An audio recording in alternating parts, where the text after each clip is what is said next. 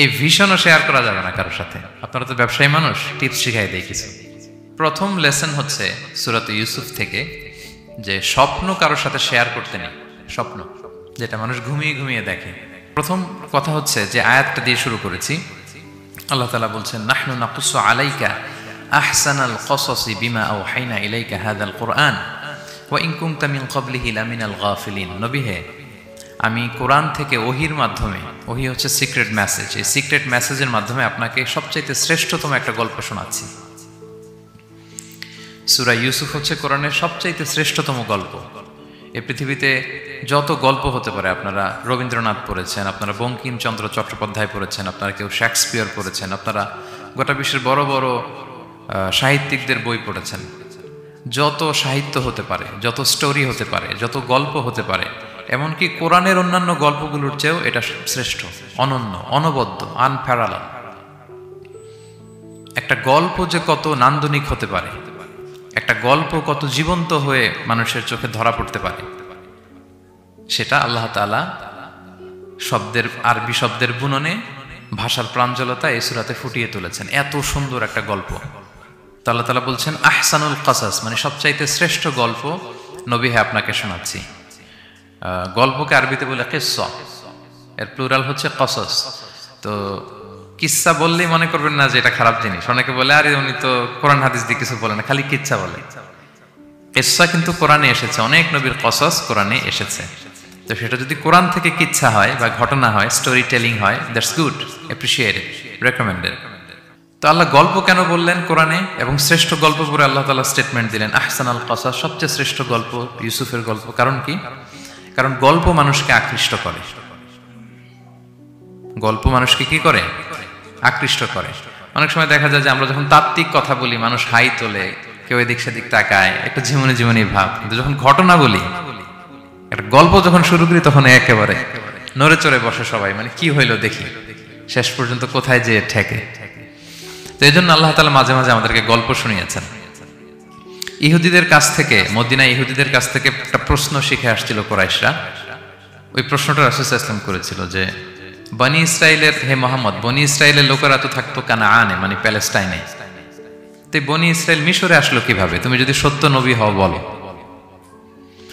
আবার কেউ কেউ বলেছিল যে ইউসুফ আলাইহিস সালাম, ইয়াকুব আলাইহিস সালাম, ওনারা থাকতো প্যালেস্টাইনে, ওনারা মিশরে আসলো কি করে বলো। আবার সাহাবারা মাঝে মাঝে মক্কায় বলতেন ইয়া রাসূলুল্লাহ, শুধু জান্নাত জাহান্নামের আয়াত, আখিরাতের আয়াত, তাওহীদ শিরকের আয়াত, এগুলো আমাদেরকে বলা হয়, কোনো ঘটনা কোরআনে বলা হয় না কেন? আমাদেরকে যদি একটা ঘটনা শোনাতেন আমরা ইন্সপায়ার্ড হতাম। এই চাহিদা, এই প্রশ্নগুলোর আলোকে আল্লাহ তাআলা অ্যানসার হিসেবে সূরা ইউসুফকে নাজিল করেছেন। তাহলে শোনো, আহসানুল কসাস, একটা গল্প কত মাধুর্যময় হতে পারে শোনো। এবং এর মধ্যে দিয়ে আল্লাহ তাআলা বলেছেন বনি ইসরাইল কিভাবে প্যালেস্টাইন থেকে ইজিপ্টে মাইগ্রেট করলেন। এভাবে অনেক নবীদের ঘটনা আল্লাহ তাআলা কোরআনে আমাদেরকে শুনিয়েছেন। আল্লাহ তাআলা বলছেন রুসুলান কদ কসাসনাহুম আলাইকা মিন ক্বাবলু ওয়া রুসুলাল লাম নাকসুসহুম আলাইক। অনেক নবীর ঘটনা হে নবী আপনাকে আমি শুনিয়েছি, আবার অনেক নবীর ঘটনা আমি শোনাইনি। তো যেগুলো আমি শুনিয়েছি এগুলো আবার আপনি আপনার উম্মতদেরকে শোনান। ফাকসুসিল কসাসা লাআল্লাহুম ইয়াতাফাক্কারুন। আপনি এই কিচ্ছাগুলো, ঘটনাগুলো আপনার উম্মতকে শোনান, যাতে করে তারা চিন্তাশীল হতে পারে। তাহলে এটা হচ্ছে ইন্ট্রোডাক্টরি ডিসকাশন, প্রাথমিক কথা, যে গল্প মানুষকে আকৃষ্ট করতে পারে, এজন্য গল্প মানুষের মনে দাগ কাটে, এবং একটা গল্প কত পাওয়ারফুল হতে পারে, নান্দনিক হতে পারে, এটা এই সূরার মধ্য দিয়ে আল্লাহ তাআলা আমাদেরকে বুঝিয়েছেন। আমরা কিন্তু প্রায় মহামানবদের গল্প শোনাই, সফল মানুষদের গল্প শোনাই। মিডিয়াতে মাঝে মাঝে দেখবেন যে কিছু প্রোগ্রাম করে যে সফল মানুষদের গল্প। তো গল্পগুলো কেন বলে? তাদের সফলতার গল্প শুনলে নিজেরও সফল হতে মনে চায়, মানুষ মোটিভেটেড হয় সফল মানুষের স্টোরি শুনলে। এখানে আপনারা অনেক ব্যবসায়ী আছেন, জীবনের শুরুটা ছিল অনেক কষ্টের, তাই না? একটা সময় পাড়ি দিয়ে এখন very big business magnate in Kuala Lumpur, মাশাআল্লাহ, অনেক বড় ব্যবসায়ী। তা আপনার হিস্ট্রিটা যদি আমাদের সাথে শেয়ার করেন, গল্পটা যদি বলেন, তখন আমরা অনুপ্রাণিত হব।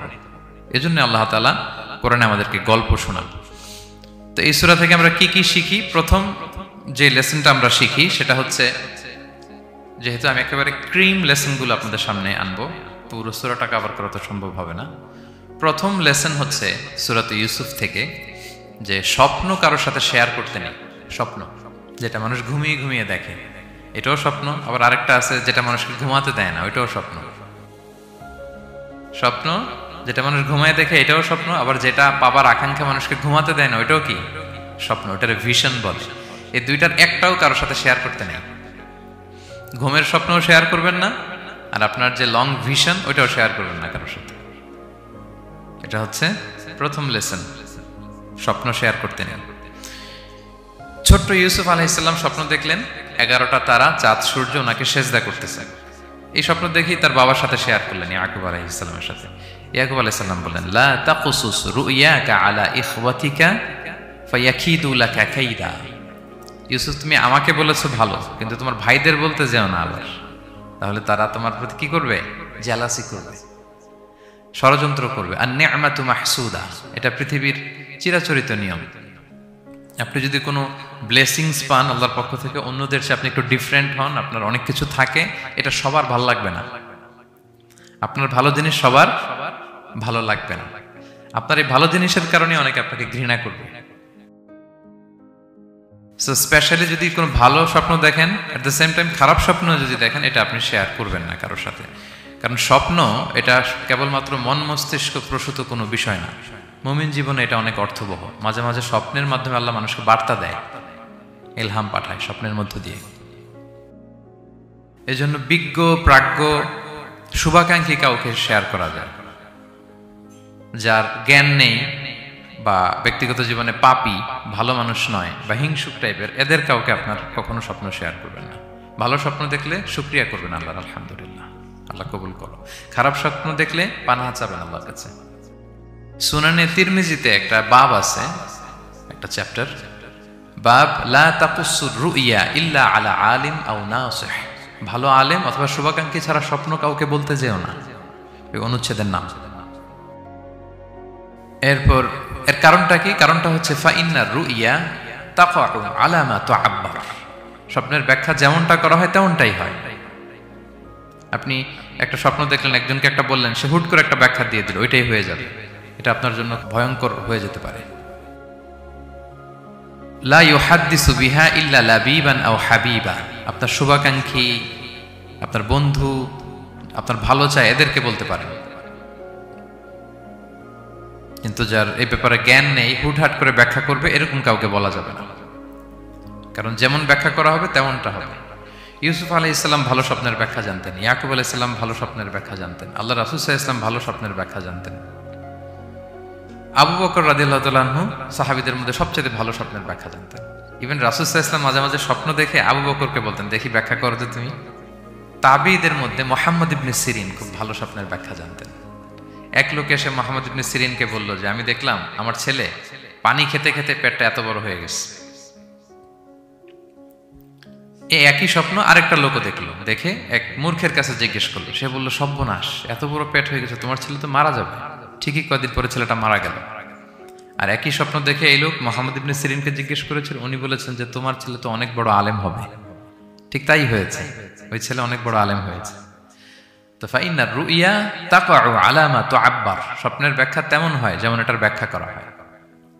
রাসূল সাল্লাল্লাহু আলাইহি ওয়াসাল্লাম একবার স্বপ্নে দেখলেন যে তিনি, ওনাকে দুধ দেয়া হয়েছে, বাটিতে দুধ খাচ্ছেন, পরে আঙ্গুলের ফাঁক থেকে দুধ বেরোচ্ছে। এই সামান্য একটু দুধ রাসূল সাল্লাল্লাহু আলাইহি ওয়াসাল্লাম উমরে ফারুককে দিলেন।